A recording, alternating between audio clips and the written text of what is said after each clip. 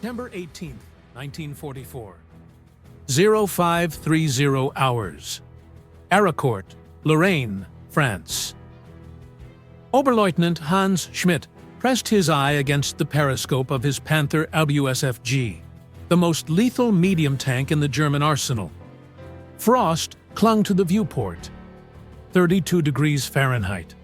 Cold enough to see your breath. Cold enough to make metal sting bare skin. Amerikaner armor, he muttered to his crew. Nothing but Shermans. He'd been briefed 3 days earlier. Patton's 4th Armored Division, stretched thin, low on fuel, ripe for annihilation. The Panther beneath him represented 4 years of German engineering supremacy, 45 tons of sloped armor, an 80 mm glacis plate angled at 55 degrees, mathematically calculated to deflect any Allied shell. The 75 mm KDWK 42 LL-70 gun could punch through 124 mm of armor at 1,000 meters. Top speed, 34 miles per hour on roads. More importantly, Schmidt had seen the intelligence reports. American tank destroyers. The M10 Wolverine with its pathetic 3-inch gun. The towed M5 that couldn't outrun infantry. And now, this new machine, the M18. Hellcat, the Americans called it. The briefing officer had laughed. Paper armor, 12 millimeters on the sides. A hand grenade could disable it. But there was one specification that hadn't been emphasized, one number buried in the technical assessment that would prove catastrophic. 55 miles per hour. What Oberleutnant Schmidt didn't know what German High Command had fatally dismissed was that the Americans had abandoned 4 decades of armored warfare doctrine and bet everything on a single radical idea: don't get hit at all. While he sat in his Panther, confident in 100 millimeters of frontal protection, 300 yards behind a thicket of fog-shrouded trees, 5 M18 Hellcats from the 704th Tank Destroyer Battalion were already flanking his position. They had traveled 3 miles in 4 minutes. The hunt was already over. 6 months earlier, May 1944, Aberdeen Proving Ground, Maryland. The smell hit you first at Aberdeen. Diesel fuel, cordite residue, and mud, that distinctive clay-dirt combination that turned boot leather permanently brown. The engineers clustered around something that looked less like a tank and more like a greyhound that had been welded together during a fever dream. Gentlemen, the M1876 MM gun motor carriage. Lieutenant Colonel William E. Highstand stood beside what most tankers considered a suicide machine, open-topped. Armor so thin you could hear conversations through it. The entire vehicle weighed 17.6 tons, lighter than most trucks. "Sir, with respect," one inspector noted, "the side armor is 12 millimeters. That's half an inch. A .50 caliber machine gun round will penetrate that." "Then don't let them shoot you," Highstand replied. The M18 represented everything traditional armor doctrine rejected. Since 1918, tank development had followed one philosophy: bigger guns, thicker armor, acceptable speed. The British built the Churchill with 152 mm of frontal protection. The Germans engineered the Tiger with armor that could withstand point-blank hits. The Soviets welded so much steel onto the KV-1 that crews needed hammers to open frozen hatches. But Major General Andrew Bruce, architect of America's tank destroyer doctrine, had studied a different problem. In France, during 1940, German Panzers hadn't won through superior armor, they'd won through speed and surprise. Concentrated attacks that bypassed strong points. Flanking maneuvers that rendered fixed defenses irrelevant.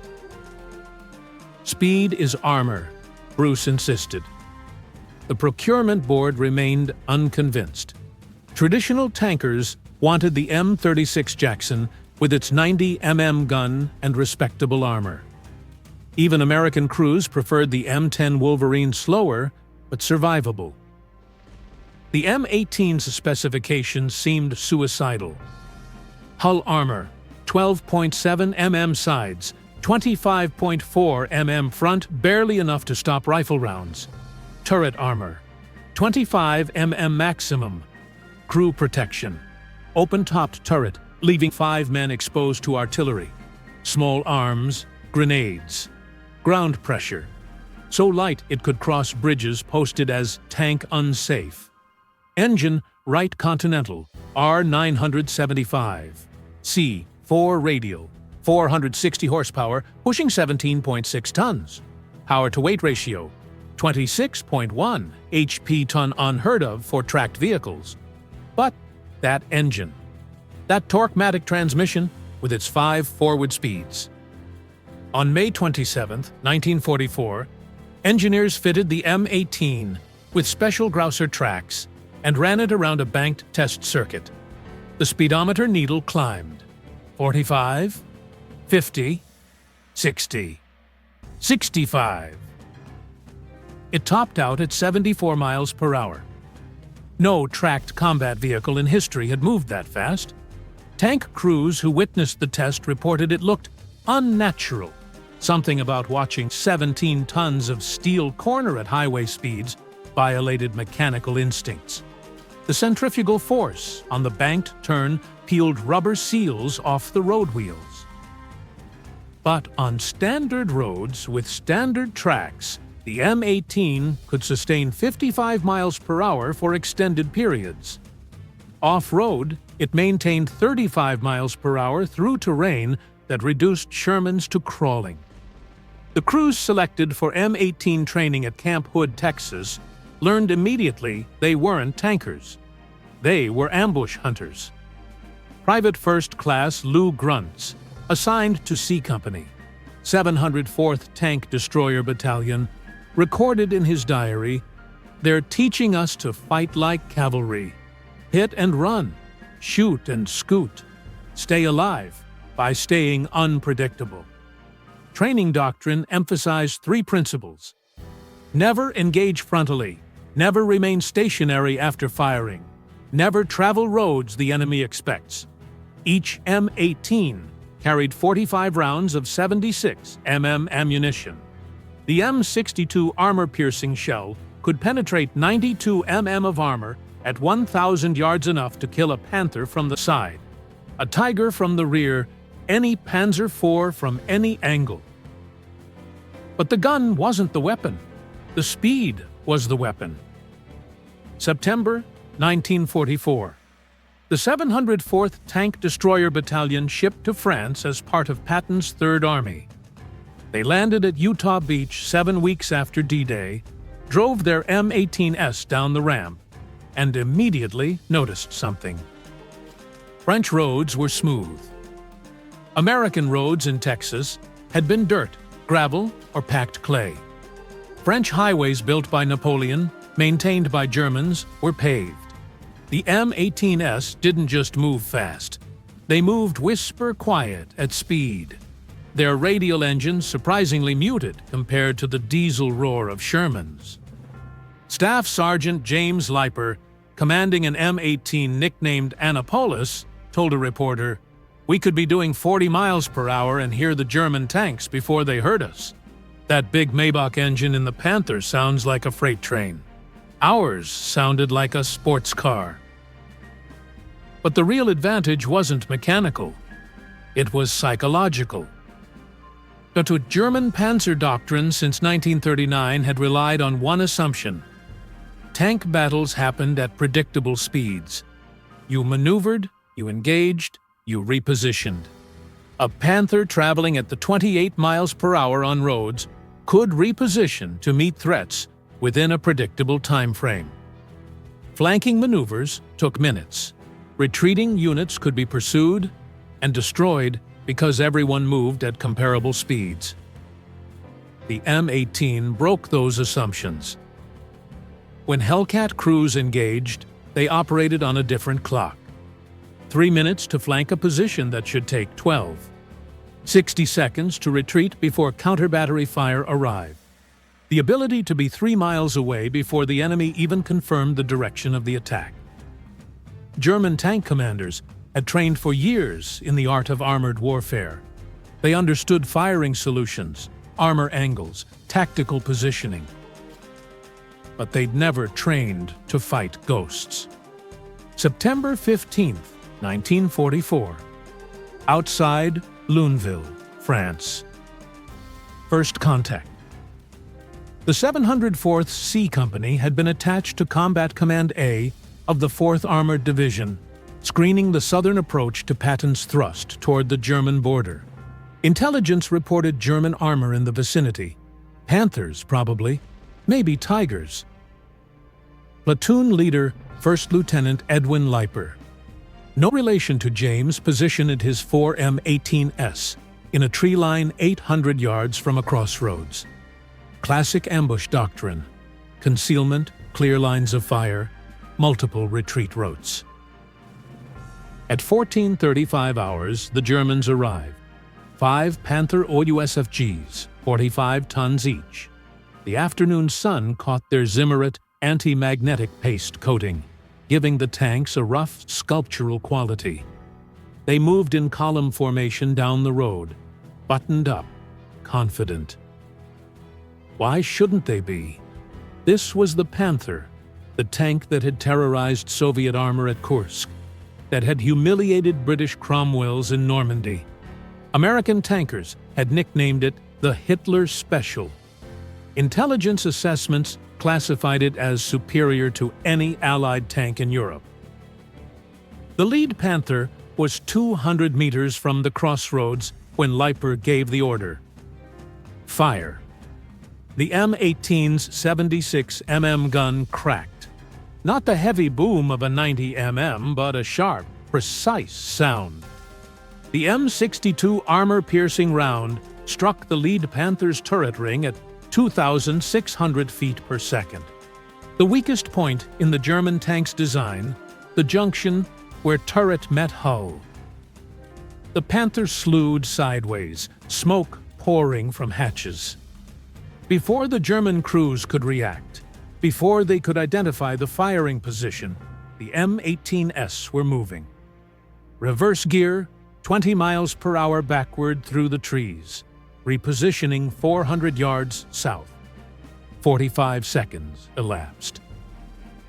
The remaining Panthers began traversing their turrets, scanning the tree line.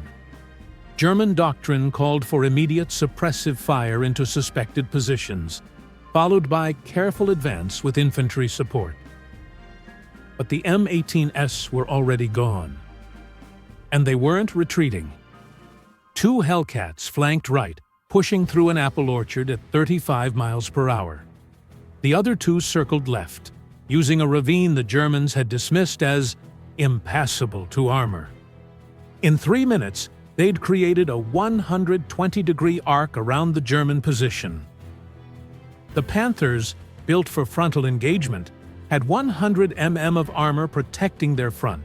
Their sides had 40 mm. Their rear engine decks had 40 mm.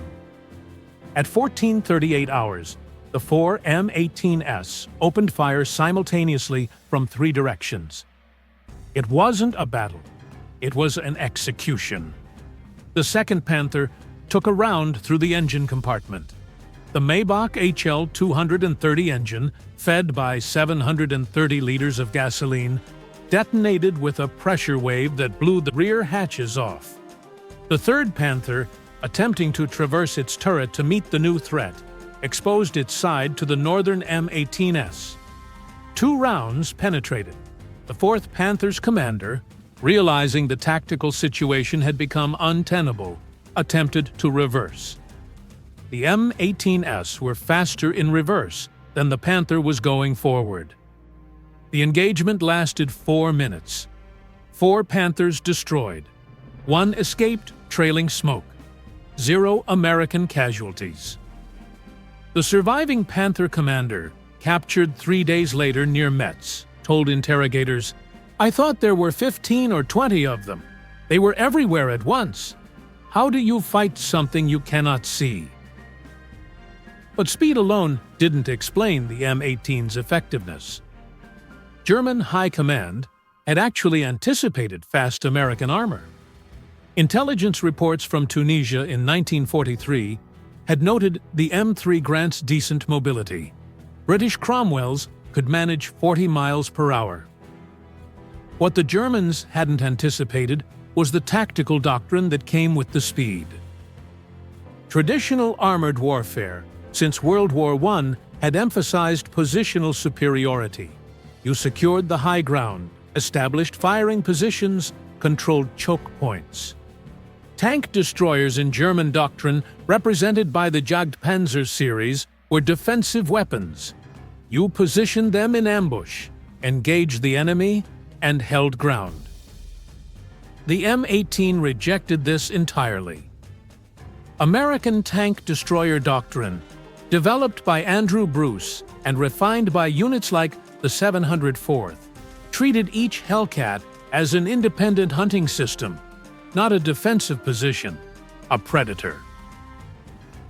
Each M18 carried maps marked with not just roads, but every farm track, dry stream bed, and cart path.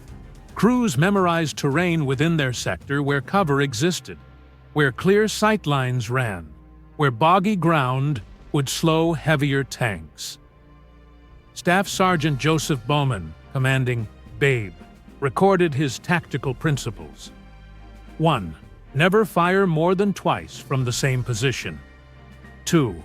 Never use the same retreat route twice. 3.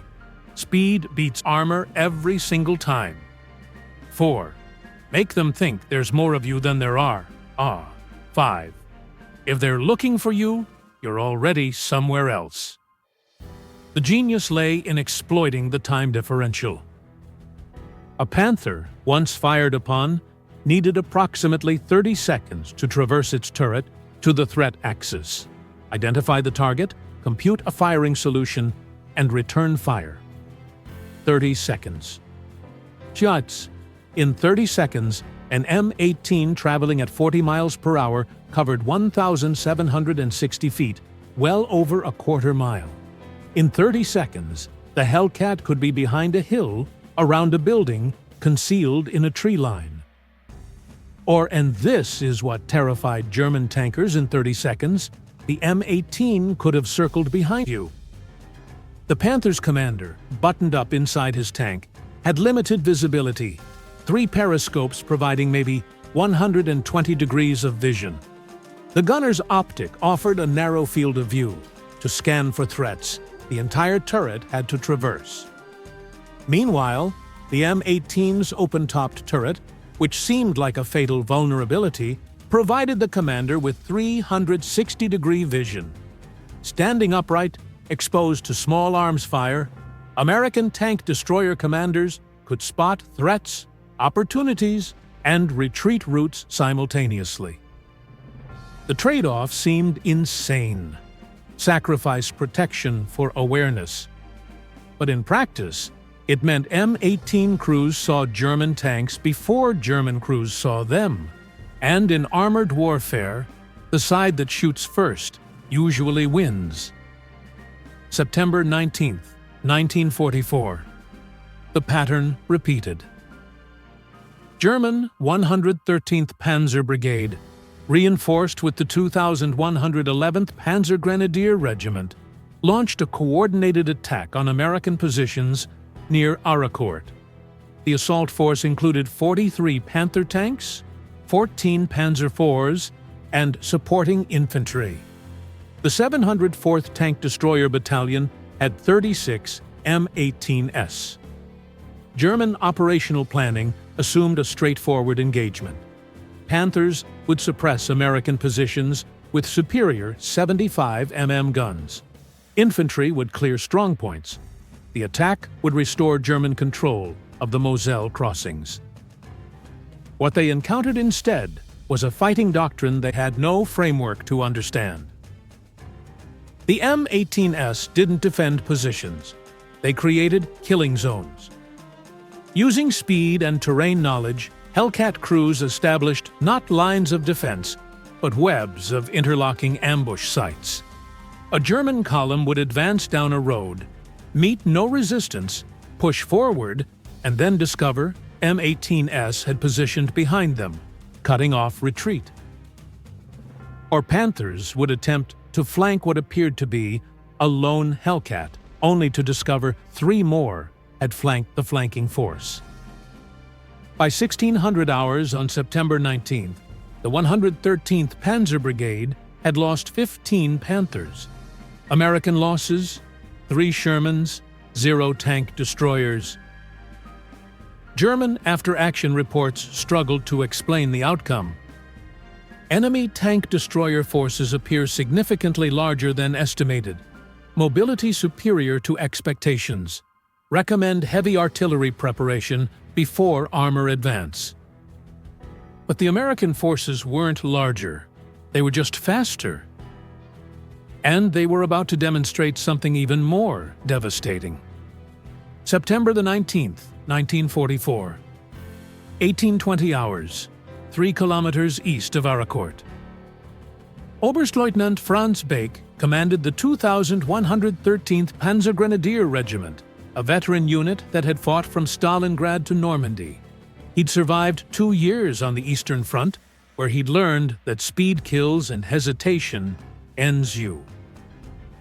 Now, sitting in the commander's cupola of his Panther command tank, he was about to learn that lesson applied in ways he'd never imagined. His regiment, combined with the elements of the 111th Panzer Brigade, had been tasked with a night attack on American positions. Night favored German armor. Their optics were superior. Their crews more experienced. American forces typically dug in after dark, ceding mobility to security. The plan was textbook: advance in column under cover of darkness, engage at dawn when visibility improved, but Americans were still groggy. At 1830 hours, with twilight fading to darkness, Bake's column of 22 Panthers began their approach. The temperature had dropped to 38 degrees. Fog formed in low areas, reducing visibility to 50 meters in places. Perfect conditions for a surprise attack. What Bake didn't know: the M18 Hellcats of the 704th had been outfitted with experimental FM radios networked across the entire battalion. Each tank destroyer could communicate instantly with every other, coordinating movement in real time. At 1835 hours, an M18 observation post 3 miles north spotted Bake's column through infrared optics borrowed from Army intelligence. The radio net crackled to life. Bravo 2 to all units. 20-plus Panthers moving east on axis 37. Speed 15 miles per hour. Estimate contact in 20 mics. 20 minutes. In 20 minutes, traveling at 45 miles per hour on back roads, the 704th C Company repositioned their entire platoon from defensive positions to intercept vectors. They didn't wait for the Germans to arrive. They went hunting. By 1855 hours, 12, MM's 18s had positioned themselves in a loose box formation surrounding the route Bake's column would travel. Not in ambush positions, in pursuit positions. German doctrine anticipated ambushes from front or flanks. The last thing Panther commanders expected was pursuit from behind. At 1903 hours, the trap closed. The trailing Panther in Bake's column exploded. The 76 mm round had struck the rear engine compartment from a distance of 600 meters. Before the German column could react, a second Panther died, then a third. The Americans were attacking from behind, from the direction the Germans had just traveled. Bake immediately ordered his column to halt and reverse formation standard doctrine for rear attack. But executing that maneuver with 22 tanks on a narrow forest road, in darkness, required several minutes. The M18S didn't give him those minutes. As the German column slowed, Hellcats darted forward, firing on the move something that shouldn't have been possible. Tank gunnery doctrine required stable firing platforms. You stopped, aimed, fired. Moving shots were desperation measures, wildly inaccurate. Except the M18's suspension system, designed specifically for high-speed operation, included vertical volute spring suspensions that dampened vibration. And the 76 M gun's stabilization system, while not true gyroscopic stabilization, allowed for surprisingly accurate fire at speeds up to 20 miles per hour. Chirit, the Hellcats were shooting accurately while moving faster than the Panthers could traverse their turrets. Gunner Corporal William Stoffel, firing from Ace of Spades, described the engagement. We'd hit them, peel off, accelerate to maybe 40, loop around, hit them again from a different angle. They kept turning to face us, but we were never where they were aiming. It was like watching bulls try to charge a matador. Within 8 minutes, Bake's column had lost 7 Panthers. The German commander, recognizing the tactical situation had become hopeless, ordered a full retreat. But here's where the M18's speed advantage became absolutely devastating. In traditional armor engagements, retreating forces could break contact. You withdrew faster than the enemy could pursue, established new defensive positions, regrouped. Panthers could manage 20 miles per hour in reverse, 28 forward. Against Shermans traveling at 25 miles per hour, a German retreat could succeed. Against Hellcats, traveling at 45 miles per hour, retreat was impossible. The M18S pursued Bake's Panthers like wolves running down elk. Every time a German tank slowed to navigate terrain, an American tank destroyer caught up and fired. Every attempt to turn and engage exposed the Panther's flank to another Hellcat approaching from a different vector. The pursuit lasted 40 minutes and covered 7 miles. By the time Bake's surviving Panthers reached German lines near Coincourt, he'd lost 14 of his 22 tanks. German after-action reports filed that night contain phrases that appear nowhere else in Wehrmacht armor documentation. Enemy tank destroyers capable of sustained high-speed pursuit. Traditional retreat doctrine ineffective against American mobile armor. Oh, cannot establish firing solutions targets too fast? But the most telling observation came from Panzer Commander Lieutenant Rudolf Ritter, who'd survived the engagement. It wasn't fighting, it was being hunted.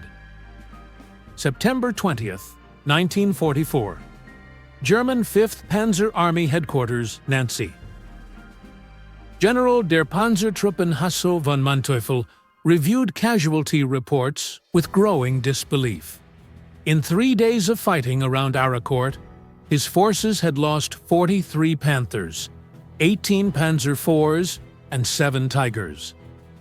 American losses: 17 Sherman tanks, 4 tank destroyers, 2 of which were M10S.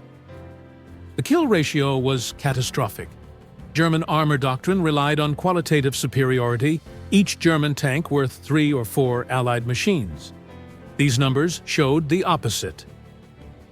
Von Manteuffel ordered tactical analysis. What he learned fundamentally contradicted everything German armored doctrine had established since 1935. The American M18, on paper, the weakest tank destroyer in the European theater, had achieved a kill-to-loss ratio of 2.4 to 1 against the finest tank in the German arsenal. Not through superior firepower, not through superior armor. Through speed so radical, it had broken the mathematical models German planners used to predict armored engagements. A Panther could dominate any engagement where both sides remained stationary or moved at comparable speeds. But against an enemy that could be everywhere and nowhere simultaneously, that could attack from any direction with minimal warning, that could retreat faster than you could pursue against that enemy, the Panthers' advantages became irrelevant. Von Manteuffel's tactical assessment, captured after the war, includes this passage. The American tank destroyer American M18 represents a fundamental challenge to our operational doctrine. We have built our armor force on the principle of concentrated firepower at decisive points. The enemy has built theirs on distributed mobility across the entire battlefield. When concentration meets distribution, concentration must know where to concentrate. Against an enemy who can be anywhere in minutes, concentration arrives to find nothing. It was the most honest assessment any German general would make about the M18. But by then, it was too late to matter. September 22nd, 1944, 1340 hours, near Bazoges-la-Petite. The largest single-day tank engagement on the Western Front was about to demonstrate exactly how deadly speed could be. German forces had concentrated 262 armored vehicles for a final push to recapture Luneville and break Patton's Third Army. The assault force included 118 Panthers, 101 Panzer IVs, 28 Tigers, and 15 Jagd Panthers. Opposing them, the U.S. 4th Armored Division with 150 Sherman tanks and the 704th Tank Destroyer Battalion with 34 operational M18s. On paper, the Germans had overwhelming advantage: heavier armor, bigger guns, more vehicles, better defensive positions. On the ground, they were about to be massacred. The battle began with a German artillery barrage at 1345 hours. Standard doctrine: suppress defensive positions, then advance under artillery cover. The Panthers moved forward in 3 columns, expecting to overrun American positions through sheer mass. What they found instead was nothing. The 704th's M18s had already relocated. Using their speed, they'd withdrawn from the targeted positions 30 minutes before the first shells fell. By the time German armor reached what should have been American lines, the Hellcats were positioned on the Germans' flanks. Sergeant First Class James Ferrace, commanding Avenging Angel, described the tactical situation. "We let them walk right past us. They were looking for us where we weren't. By the time they figured it out, we'd already destroyed the first dozen." The engagement evolved into a running battle across 6 square miles of French farmland. And this is where the M18's speed created a phenomenon German tankers had never experienced: tactical omnipresence. A Panther platoon would engage M18s to their north, drive them off, then discover different Hellcats attacking from the south. They'd reposition to meet the southern threat, only to be hit from the east. German commanders, accustomed to linear battlefields where you could map enemy positions, found themselves fighting on a board where enemy pieces could teleport. Except the M18s weren't teleporting. They were just moving 3 times faster than German tactical planning anticipated. Tank Commander Lieutenant James Kemp radioed his company commander, "It's not a battle line, it's a swarm. We're everywhere they are, and they can't be everywhere we are." By 1500 hours, the German advance had stalled. Not through concentrated defense, the Americans hadn't established any fixed defensive line, but through distributed chaos. Every German column found itself under attack from multiple directions simultaneously. Every advance exposed flanks that Hellcats immediately exploited. The Panther, designed to dominate through frontal invulnerability, kept getting shot in the side and rear. At 1630 hours, German forces began withdrawing. The M18s pursued relentlessly. This is when the Hellcats' speed advantage evolved from tactical to strategic. Retreating German armor, traveling at 20 to 25 miles per hour, needed approximately 45 minutes to reach prepared defensive positions near Corincourt. The pursuing M18s, traveling at 40 to 45 miles per hour, kept pace with the retreat, while simultaneously flanking ahead to establish ambush positions on the retreat route. German tankers found themselves retreating into prepared American positions that shouldn't have existed yet. The battle lasted 6 hours. When night fell at 1945 hours, the battlefield contained 55 destroyed German tanks. American losses: 14 Shermans, 2 M18s. But the numbers only tell part of the story. German tank crews who survived the Battle of Arracourt reported something more psychologically devastating than casualties. They reported helplessness. Wehrmacht Feldwebel Heinz Zimmermann, captured near Metz 2 weeks later, told interrogators, "In Russia, we might die, but we understood why. The Soviet T-34 could flank us if we were careless. The Joseph Stalin tank could kill us frontally, but we knew what we faced. At Arracourt, we faced ghosts. You'd see them, fire, and they'd vanish. Turn to face the new threat, and the first threat would reappear. I commanded a Panther, the best tank in the world. I felt helpless." That word appears repeatedly in German after-action reports. Helpless. The Panther's 75 mm gun could destroy an M18 with a single hit from any angle at any range. The problem was hitting them. Analysis of Arracourt engagement data shows something remarkable. German gunners achieved first-round hit probabilities of only 12% against M18s. Against Shermans in the same engagement, 47%. The M18's speed didn't just make it hard to hit. It fundamentally broke the prediction models gunners used to calculate lead angles and fire solutions. A Panther gunner, trained to engage targets moving at 15 to 25 miles per hour, would calculate a lead angle based on that speed assumption. But if the target was actually moving at 40 miles per hour, the shell would pass harmlessly behind. Recalculating mid-engagement required time, the M18 didn't give. By the time the German gunner computed the new solution, the Hellcat had changed direction, accelerated, or disappeared behind cover. American tank destroyer doctrine had accidentally created a vehicle that exploited human perception limitations. German tankers, veteran soldiers who'd survived years of combat, found their experience useless against an enemy moving faster than their training had prepared them for. September 25, 1944. The German offensive in Lorraine officially ended.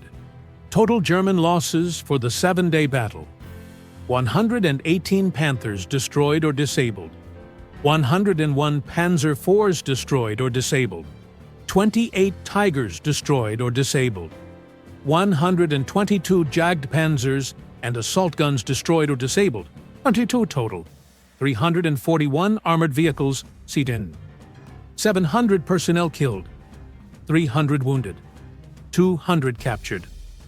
American losses: White House 41 Sherman tanks destroyed, 7 M18 Hellcats destroyed, 4 M10 tank destroyers destroyed. Total 52 armored vehicles.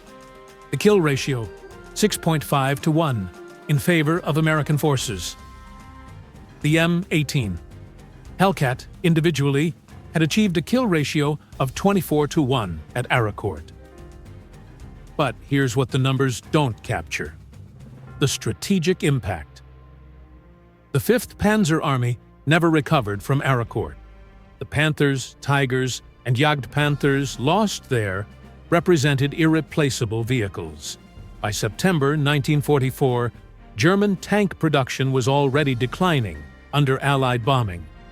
The losses at Arracourt consumed vehicles that could have reinforced the Ardennes offensive in December. Some historians argue that the Battle of the Bulge might have succeeded if the 113th and 111th Panzer Brigades hadn't been destroyed at Arracourt. And what destroyed them? A tank destroyer German engineers had assessed as inferior. A vehicle with armor so thin that technical reports dismissed it as inadequate for frontline service. A machine that violated every principle of armored warfare established since 1918. It destroyed them by being faster than they'd imagined possible. March 1945, Germany. By the time Allied forces crossed the Rhine, the M18 Hellcat had compiled a combat record unlike any other armored vehicle in American service. Total kills: 526 enemy vehicles, 498 in Europe, 17 in Italy, 11 in the Pacific. Total losses: 216 M18s. Kill-to-loss ratio: 2.4 to 1. That's the highest kill-to-loss ratio of any American armored vehicle in World War II. Higher than the Sherman. Higher than the AM-36 Jackson with its superior 90 mm gun. Higher than the M10 Wolverine.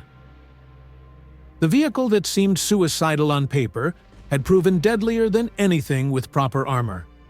But the M18's legacy extends beyond statistics. After the war, captured German technical documents revealed something surprising. Wehrmacht engineers had actually designed a high-speed tank destroyer in 1943. The E-25, intended to weigh 25 tons and reach 40 miles per hour, would have been Germany's answer to the mobility warfare they'd pioneered. The project was cancelled. Too radical, too expensive, too much a departure from established doctrine.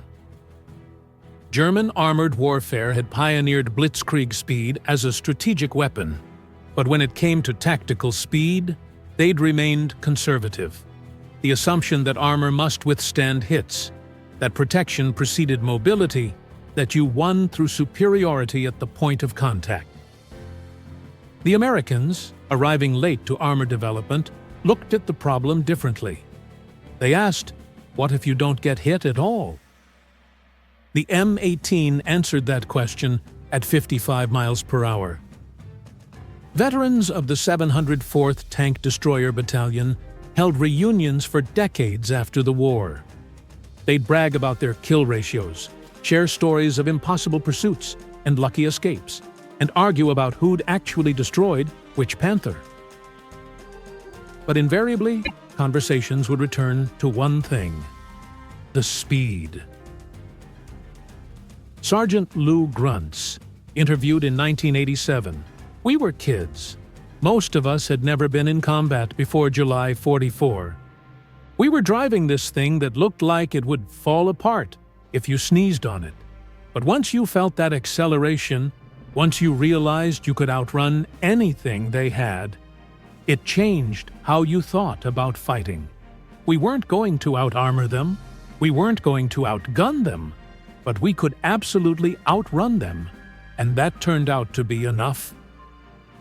The German tankers who faced Hellcats and survived carried different memories.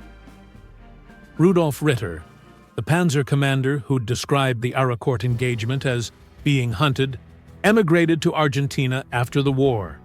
In 1979, a researcher tracked him down for an oral history project. The Panther was a magnificent machine, Ritter said, superior to the Sherman in every measurable way. But warfare isn't about measurements. It's about what happens when assumptions meet reality. We assumed armor battles would be won by the best protected, most powerful tank. The Americans built something that made those advantages irrelevant. They didn't try to beat the Panther on our terms. They changed the terms entirely. He paused, staring at nothing. That little M18, with its paper armor and medium gun, it killed more Panthers than any other Allied vehicle. Not because it was better, because it was faster. And in war, speed might be the only real advantage. The M18 Hellcat served until 1950 in U.S. service, then was exported to allies around the world. Some fought in the Korean War. Others served in Latin American armies into the 1990s. But its real legacy wasn't longevity. It was this. The M18 proved that an unconventional solution derived from radical rethinking of fundamental assumptions could defeat superior conventional forces. German Panzer crews in September 1944 expected to fight American tanks on terms they understood: armor against armor, gun against gun, position against position. They'd won those battles in France in 1940, in Russia in 1941, in North Africa in 1942. What they encountered instead was something they had no doctrine to counter: speed so extreme it rendered their advantages meaningless. The Panther was the better tank. The M18 was the better weapon. And 118 destroyed Panthers at Arracourt proved that distinction mattered more than German engineers ever imagined. In the end, the German tankers who'd scoffed at the Hellcat were right about one thing: it was a death trap. Thin armor, open top, minimal protection. They just hadn't realized whose death it was trapping.